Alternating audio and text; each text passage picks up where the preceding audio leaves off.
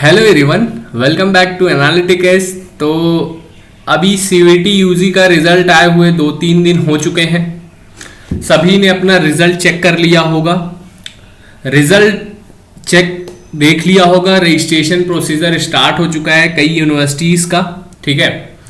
तो अभी जो हमारा मेन पॉइंट है वो कॉलेज प्रेफरेंस कैसे फिल करना है। जो आफ्टर 12th बच्चे हैं उनको कैसे फिल करना है और सब्जेक्ट प्रेफरेंस किस हिसाब से फिल करना है।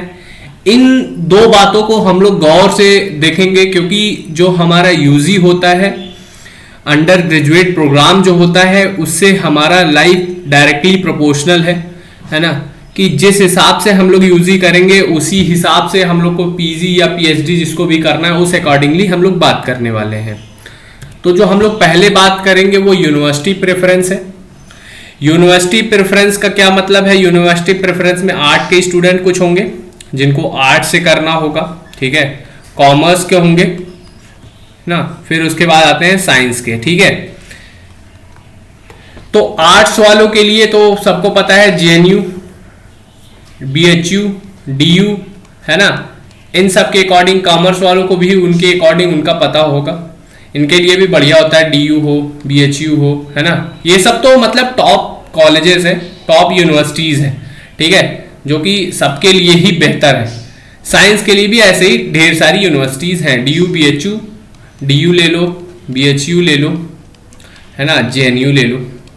इन सब यूनिवर्सिटीज को हम लोग करेंगे। तो हमारा जो 12th के बाद पर्पस क्या हो जाता है कि हम लोग अपने मार्क्स के अकॉर्डिंग टारगेट करते हैं कि कौन सी यूनिवर्सिटी बेहतर है, उसमें एडमिशन लेंगे, ठीक है। तो ये जो सोचने का तरीका है थोड़ा सा गलत है। अगर आप लोग यूजी में अपनी यूनिवर्सिटी बहुत बढ़िया ले लेते हैं लेकिन आपका सब्जेक्ट बहुत बढ़िया नहीं रहता है, या फिर अपने इंटरेस्ट से आप लोग सब्जेक्ट नहीं लेते हैं, तो वो आगे चल के आपके मास्टर्स में प्रॉब्लम करेगा, या फिर अगर आपको पीएचडी जाना है तो प्रॉब्लम करेगा, मास्टर्स में प्रॉब्लम करेगा, बहुत जगह पे प्रॉब्लम करेगा। तो इसी चीज पे हम लोग डिस्कस करने वाले हैं कि सब्जेक्ट प्रेफरेंस कैसे रखना है। आर्ट्स के लिए तो आप लोग देखिए, सब्जेक्ट प्रेफरेंस आप लोग कैसे रखेंगे, दो टाइप्स का सीन होता है, ठीक है। यूजी अगर आप लोग कर रहे हैं, ठीक है, या तो आप गवर्नमेंट जॉब की प्रिपरेशन करेंगे। फिर यूजी के बाद यूजी कुछ लोग इसलिए करते हैं कि जैसे जिनका जेई वगैरह में नहीं हुआ, वो मैथ्स से या फिजिक्स से, केमिस्ट्री से, जिस भी सब्जेक्ट से करते हैं, फिर उसके बाद जैम की प्रिपरेशन करते हैं ना। प्राइवेट सेक्टर हो गया।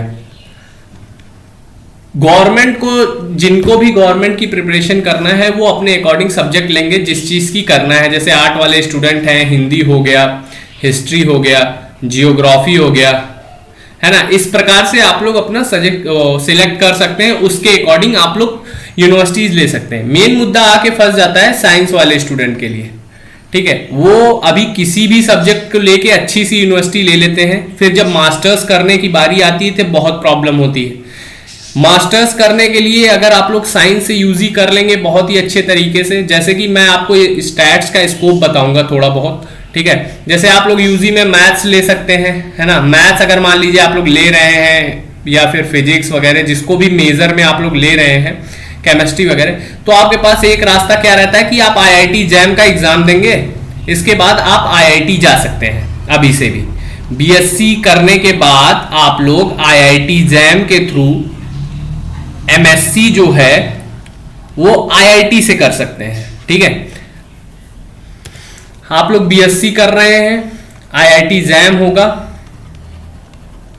फिर अभी से भी आप लोग आईआईटी जा सकते हैं। जिनका भी ड्रीम होगा आईआईटी, उनके लिए एक बात है, ठीक है। रही बात जिसको नॉर्मली बीएससी करनी है, आप स्टैटिस्टिक्स एक सब्जेक्ट है जिसके लिए अगर आप लोग मास्टर्स करने जाते हैं, एमएससी कहां से, अगर आप लोग बीएचयू से एमएससी कर लेते हैं या फिर डीयू से एमएससी कर लेते हैं, तो यहां से आपका प्लेसमेंट होने लगता है, ठीक है। आपको जॉब मिल जाती है प्राइवेट अच्छी खासी, अगर आप लोग स्टैट्स लिए। अगर उसी हिसाब से आप लोग मैथ्स वगैरह लिए हैं या फिर केमिस्ट्री लिए, फिजिक्स लिए, तो आप लोग आईआईटी जैम दे सकते हैं। जैम से आप लोग एमएससी कर सकते हैं। एमएससी करके क्या हो सकता है भैया, हम लोग मैथ से पढ़े हो, जेई को पढ़ाओ, जेई के स्टूडेंट को, फिजिक्स से किए हो जेई स्टूडेंट, केमिस्ट्री से किए हो जेई स्टूडेंट, ठीक है। मान लो स्टैटिस्टिक्स से तुम कर रहे हो तो तुम्हारे पास ढेर सारे ऑप्शंस क्या क्या हैं, आप प्राइवेट जॉब ले सकते हैं, ठीक है। उसके बाद स्टैट से करने के बाद ISS होता है, यूपीएससी का एग्जाम, उसको देख सकते हैं, RBI दे सकते हैं। ठीक है, तो स्टैट से करने का ढेर सारा ऑप्शन है। आप लोग नॉर्मली MSc भी कर लेते हैं, उसके बाद भी आपका प्लेसमेंट लग जाएगा, मतलब आप लोग जॉब पा जाएंगे। तो अपने पर्पस को, पहला पॉइंट, अपने पर्पस को आप लोग क्लियर रखिए कि आपका एम क्या है ना, आपका एम क्या है और आपका इंटरेस्ट क्या है। इन दो बातों का ध्यान रख के आप लोग एडमिशन लीजिएगा, सब्जेक्ट को चूज करिएगा। यूजी में थोड़ी सी मतलब कम अच्छी यूनिवर्सिटी अगर मिलेगी और आप लोग अपने इंटरेस्ट और एम के अकॉर्डिंग अपना सब्जेक्ट चूज करेंगे तो आपको मास्टर्स में एडमिशन लेने की बहुत ज़्यादा मेहनत नहीं करनी पड़ेगी, क्योंकि आपका इंटरेस्ट रहेगा उसमें। तो आप नॉर्मली CUET PG के थ्रू आप लोग एडमिशन ले पाएंगे जहां भी अपने यूनिवर्सिटी में चाहेंगे वहां पे। तो इस प्रकार से ये कुछ मैंने बताया है कि एम और इंटरेस्ट, ये दो चीज़ों को ध्यान में रख के आप लोग प्रेफरेंस को चूज करिए। मेरा कहने का मतलब बस इतना ही है, क्योंकि आगे चल के आपको इसी सब्जेक्ट में अगर आगे बढ़ना होगा तो आपको प्रॉब्लम होने लगेंगी। पता चला आप लोग क्या किए, फिजिक्स और केमिस्ट्री से लेके यूजी कर लिए, फिर आप लोग सोच रहे हैं मैथ से भी कर लें। फिर जब आप लोग यूनिवर्सिटीज में जाएंगे, जैसे CUET के PG के थ्रू अगर यूनिवर्सिटी में जाएंगे तो आपको प्लेसमेंट में प्रॉब्लम होगी।